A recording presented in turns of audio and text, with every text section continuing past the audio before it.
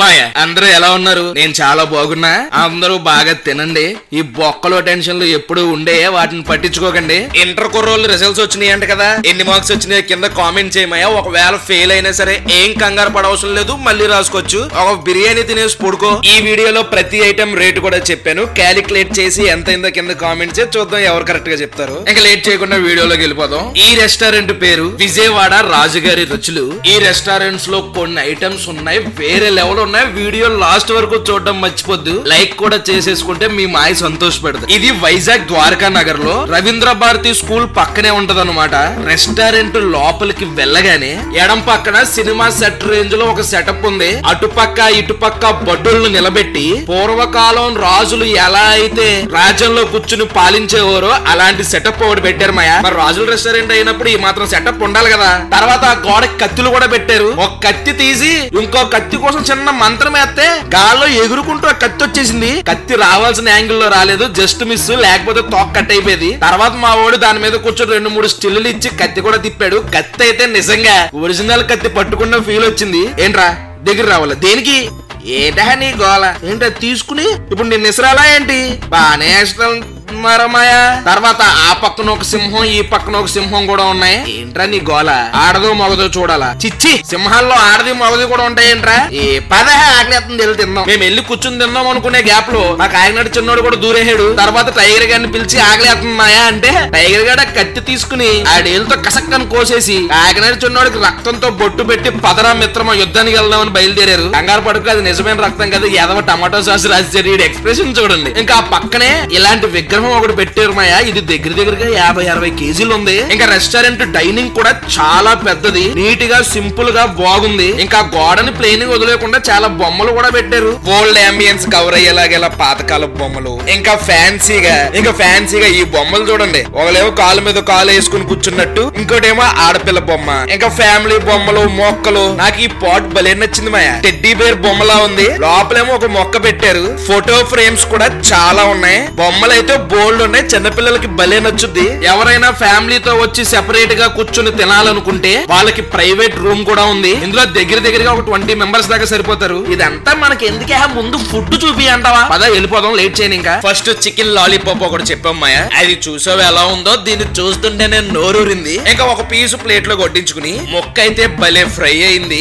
ఇంకా దీని టేస్ట్ అంటావా? ఫస్ట్ ముక్క కొరకగానే భలే సాఫ్ట్ గా ఉంది మాయా. పైన సాస్ లో కూడా పొలోమని వేసేయకుండా అటు మరీ డ్రై కాకుండా ఇటు వెట్ కాకుండా కరెక్ట్ గా ఉంది. అన్నట్లుకన్నా హైలైట్ ఏంటంటే మొక్క సైజు మాత్రం చాలా పెద్దది ఇచ్చారు. చాలా చోట్ల లాలీపాప్లు దుమ్ము పెద్దగా లోపల కండ తక్కువ ఉంటది. నువ్వు కూడా ఎక్స్పీరియన్స్ చేసే ఉంటావు కదా. ఇది ఇక్కడ మాత్రం మంచి సైజులో ఉంది. దీని కాస్ట్ వచ్చి 269 రూపాయలు వేశారు. దాని తర్వాత వెజ్ గుల్జారా అనే ఐటెం చెప్పాను. పేరు భలే ఉంది కదా. మేము కూడా పేరు కొత్తగా ఉందనే చెప్పాం. తీసుకొచ్చిన తర్వాత అది ఎలా ఉంది మాయా. చికెన్ మంచూరియా బాల్స్ ఉన్నట్టున్నాయి. ఆ పైన ఏదో గడ్డిలో ఉంది, అది పెట్టారు. నిజంగా గడ్డి అనుకుంటావేమో, కాదు, దాని స్ప్రింగ్ ఆనియన్ అంటారు. పీస్ అయితే పైన గట్టిగా లోపల సాఫ్ట్ గా ఉంది. ఇంకా దీని టేస్ట్ అంటావు మాయా, మంచి స్పైసీగా ఉంది. మనకి బయట నూడిల్స్ బండి దగ్గర మంచూరియా ఆయిల్ లో వేపి అక్కడ పెడతారు కదా, అది తీసుకుని టేస్ట్ చూడు భలే ఉంటది. ఎప్పుడైనా తిన్నావా? ఇది కూడా అలానే ఉంది. కాకపోతే సాసుల్లో గట్రా వేసి తీసుకురావడం వల్ల అటు ఆ స్పైసీ ఫ్లేవర్, ఇటు ఆ కమ్మదనంతో చాలా బాగుంది ఐటమ్. వెజిటేరియన్స్ అయితే లొట్లు వేసుకుని తినేస్తారు. దీని కాస్ట్ వచ్చి 169 రూపాయలు వేశారు. దాని తర్వాత ఫిష్ లో రెడ్ చిల్లీ ఫిష్ అని ఒకటి చెప్పాం మాయా. క్వాంటిటీ అయితే పర్లేదు, బానే ఇచ్చారు. చూడడానికి అయితే చిల్లీ చికెన్ స్టైల్లో ఉంది.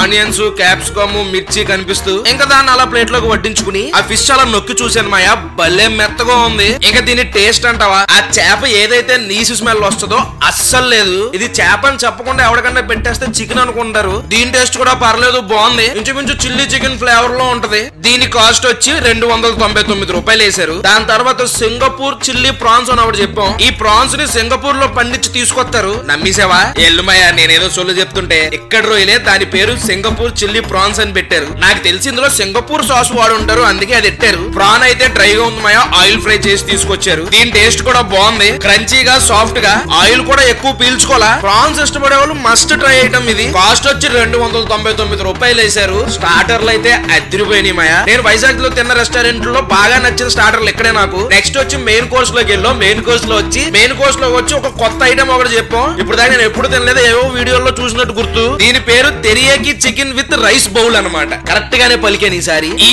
బౌల్ లో చికెన్, రైస్, కొన్ని ఉడకబెట్టిన కూరగాయలు, ఆ రైస్ పైన సగం ఉడకబెట్టిన కోడిగుడ్డట్టు, అదే హాఫ్ బాయిల్ అంటారు కదా, ఆ ఆమ్లెట్ ఒకటి, పక్కన కొంచెం సలాడ్ పెట్టి తీసుకొచ్చారు. నీకులాగే నాకు కూడా ఫస్ట్ వచ్చిన డౌట్, ఎలా తింటారా ఇది, ఎక్కడి నుంచి మొదలెట్టాలో కూడా అర్థం కాలేదు నాకు. తర్వాత అక్కడ వెయిటర్ ని అడిగితే ఎలా తినాలి మాయ కొంచెం చెప్పవా అని అడిగాను. ఎందుకు మొహమాట పడ్డాం. అప్పుడు ఒక ఫోకు స్పూన్ ఇచ్చి, ఏం లేదు మాయ ఫస్ట్ పైన ఉన్న ఎగ్ ని అలా చిన్న ముక్కిరిపి ఆ రైస్ లో కలిపి, తర్వాత ఆ చికెన్ ముక్క ఒకటి తీసుకుని అందులో పెట్టి, తర్వాత ఆ సగం ఉడకబెట్టిన కూరగాయల్లో ఏదో ఒకటి తీసుకొచ్చి దాని మీద పెట్టి దాన్ని స్పూన్ లో పెట్టుకుని, ఫస్ట్ స్పూన్ నోట్లో పెట్టుకోగానే కొంచెం కాలింది. తర్వాత అలా నవ్వులుతూ ఉండగా ఒకదాని తర్వాత ఒకటి టేస్ట్ తెలుస్తూ ఉంది. భయపడుతూ తిన్నాను గానీ అదిరిపోయింది. టేస్ట్ మాత్రం చాలా కొత్తగా అనిపించింది. ఆ చికెన్ ఏదైతే ఉందో అది కొంచెం స్వీట్ గా ఉంది. నువ్వు ఎప్పుడైనా హాఫ్ బాయిల్డ్ తిన్నావా? నాకైతే అస్సలు నచ్చేది కాదు. ఇంకా కొంచెం ఎక్కువ బాయిల్ చేశారంట. దీన్ని ఇంకా తక్కువ హాఫ్ బాయిల్డ్ అయితే మొత్తం రైస్ లో కలుస్తూ ఇంకా బాగుంటదంట టేస్ట్. ఫస్ట్ టైం తిన్నాను గానీ చాలా బాగా నచ్చింది నాకు ఈ ఐటమ్. నువ్వు వెళ్తే పక్కా ఇది ఒకసారి ట్రై చేసి ఎలా అనిపించిందో కింద కామెంట్ చేయి. ఇది తిన్న తర్వాత ఏం చెప్పాలో తెలుసా?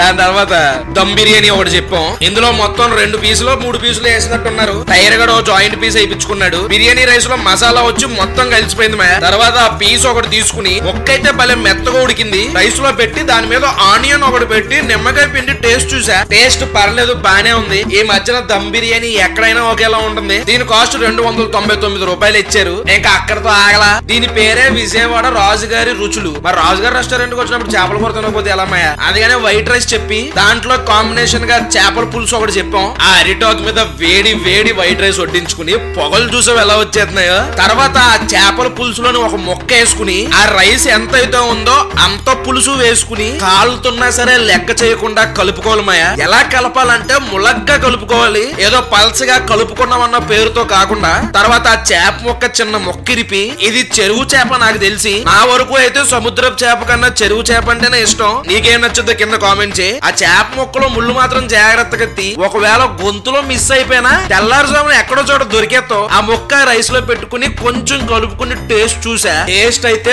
వేరే లెవెల్ ఉంది మాయా. కొంచెం పుల్లగా, కొంచెం తీయగా, ఇంకొంచెం స్పైసీగా. ఆ చేప మొక్కలోకి పులుసు లోపల దాకా పట్టింది. అక్కడక్కడ మామిడికాయ మొక్కలు కూడా తగులుతున్నాయి. వైజాగ్ లో మంచి నెల్లూరు స్టైల్ చేపల పులుసు తినాలనుకుంటే ఇక్కడ పక్కా ట్రై చేయి. అసలు చేపల పులుసు మిస్ చేయొద్దు. మిస్ చేస్తే నీ బ్యాడ్ లక్ మాయ ముందే చెప్తున్నా. ఇంకా ఈ వైట్ రైస్ ప్లస్ నెల్లూరు చేపల పులుసు కాస్ట్ వచ్చి 399 రూపాయలు వేశారు. అది మరి విషయం. నేను వైజాగ్ లో తిన్న రెస్టారెంట్ లో టాప్ అని చెప్తాను మాయా. నాకు చాలా బాగా నచ్చింది టేస్ట్. నువ్వు ఆల్రెడీ ఇక్కడ తిన్నుంటే నీకెలా అనిపించిందో కింద కామెంట్ చేయి. ఒకవేళ ఈ వీడియో చూసిన తర్వాత వెళ్తే నేను చెప్పిన ఐటమ్ లో నీకేం బాగా నచ్చిందో కింద కామెంట్ చేయి. ఇక్కడ దాకా వీడియో చూసి ఉంటే లైక్ చేయడం మర్చిపోద్దు. మళ్ళీ నెక్స్ట్ వీడియోలో కలుద్దాం. అప్పటి వరకు ఉంటాను మరి. జై హింద్.